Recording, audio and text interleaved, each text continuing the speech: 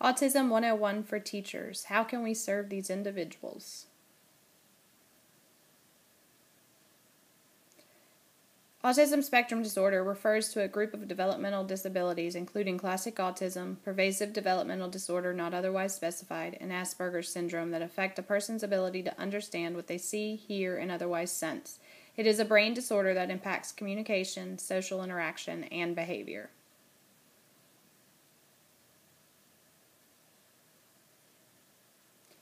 What do we know? Autism currently affects 1 in 88 children. Boys are 5 times more likely to have autism than girls, and we currently do not know the etiology of autism. What that means is we don't know where autism originates. What does autism look like in the classroom? A child that has autism in the classroom may have difficulty mixing with other children. They may have inappropriate laughing or giggling, little or no eye contact. They may become a parent of insensitivity to pain. They may prefer to be alone or spin objects. They could also have an inappropriate attachment to objects. Some children with autism show noticeable physical overactivity or extreme underactivity. They may become unresponsive to normal teaching methods, insistence on sameness or resistance and change, no real fear of dangers. They may show sustained odd play. When communicating, they may use echolalia, where they repeat words or phrases instead of placing normal language. They may not want to cuddle or act cuddly. They may not respond to verbal cues or act as if they're deaf. They may have difficulty expressing their needs using gestures and pointing instead of words. You may see them have tantrums, and they can even have problems with their gross and fine motor skills. They may not want to kick a ball, stack blocks. They may not want to ride a bicycle or... How can we help them? We can help them by using structured teaching after the TEACH design, which addresses learning styles, visual supports, placement in a classroom, and instructional supports. We can also use reinforcement, so we need to know what kind of reinforcers are accessible to the student. Using sensory strategies, so are there any sensory systems being overwhelmed by the student? And using communication social skills, so what are the specific communication goals or supports needed to best educate this child within the regular ed class setting. Within structured teaching, we look at our physical organization of the classroom. How is it set up, and is it set up effectively for the children to be able to utilize it quickly and accurately? Using visual instructions, checklists, samples of expected work, picture word instructions, priming, so giving them the information a day before so that they know what we're learning about the next day. Visual schedules are a great resource for all children in any classroom to show them what we have coming next.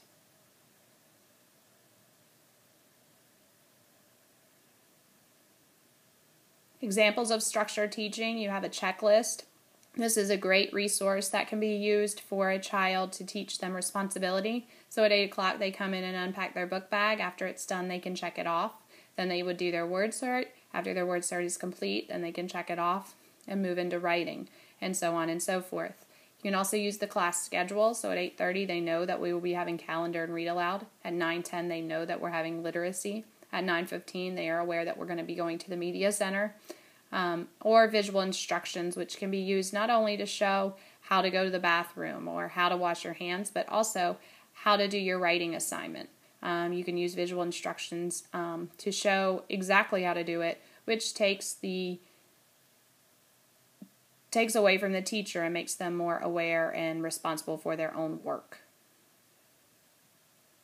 With reinforcement, we want to know what motivates the student, so ensure that the student is successful with the system right away and frequently for it to be meaningful. The system will most likely have to be changed frequently to keep the motivation going, and you want to ensure that it is a visual reinforcement, so they are seeing what they are going to earn.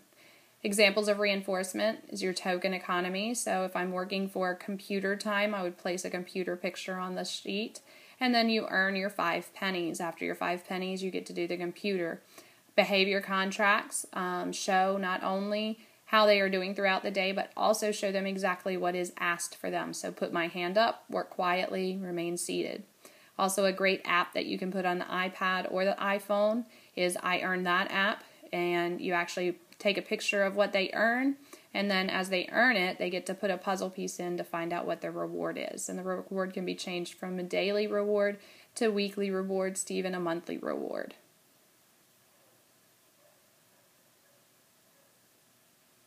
Sensory impact, sensory difference to the student pose some of the greatest challenges, such as body awareness, your tactile, your how you feel things, your balance, your visual, how you see things, your auditory, how you're hearing things, taste and smell, motor differences, muscle tone, repetitive movements, motor planning, and biologic needs such as hunger, pain, illness, and sleep. A lot of children with autism have trouble eating a lot of different foods due to the textures and the taste, and they also have trouble with sleep.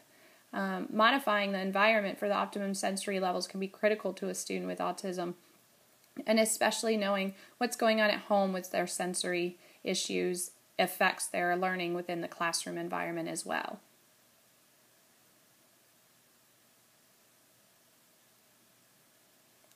Examples of sensory strategies, you've got an occupational therapy ball as well as, or you can go out and buy an O ball at Toys R Us. This helps with keeping their hands steady, keeping them moving so that they're not beating and making drum noises on their desks.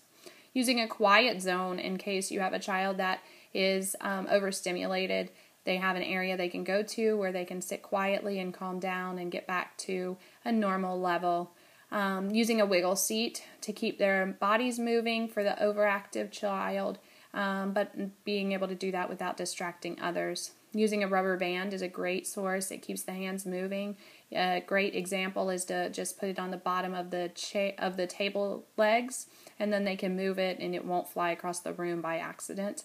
And also for oral fixation, you can also give them candy or gum to keep their mouths continuously moving, and it helps with yelling out during class. Communication and social skills are important. Many people with autism don't develop verbal skills to meet their daily communication needs. They may have poor nonverbal skills and cannot read other gestures. They may have flat tone and lack facial expressions. They also lack reciprocity. They have trouble understanding communication is between two people, and they're very concrete and lack flexibility. So we really want to work on how to communicate better by showing them how to go back and forth with the conversation, but also being able to communicate on different topics other than the ones they want to discuss. Examples of communication strategies, you can use the incredible 5-point scale, which helps them understand feelings and how they're feeling within the classroom setting.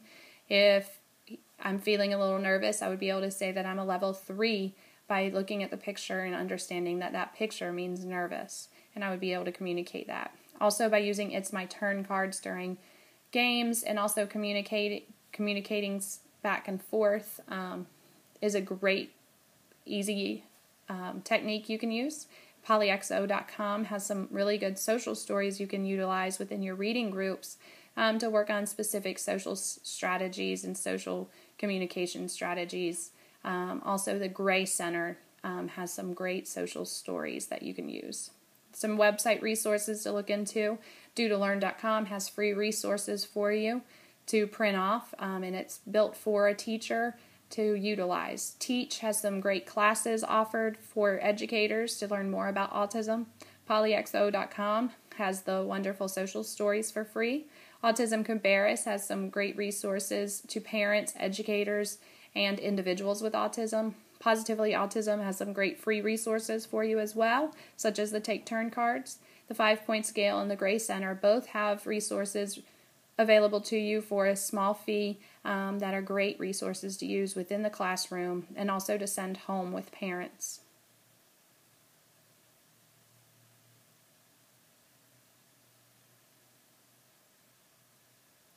These children often show a surprising sensitivity to the personality of the teacher. They can be taught by only those who give them understanding and affection, people who show kindness towards them and, yes, humor. The teacher's underlying attitude influences involuntarily and unconsciously the mood and behavior of the child. Hans Asperger, 1944.